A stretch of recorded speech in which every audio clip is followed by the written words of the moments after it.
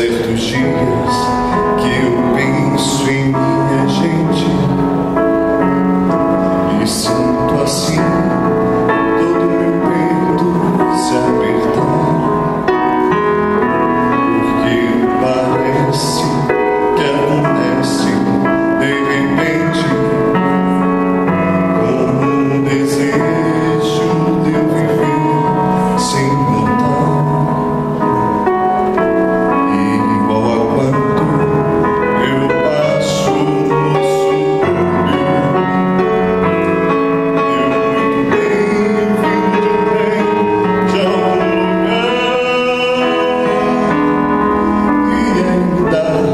Uma inveja desta gente que vai em frente sem ter com quem contar. São casas simples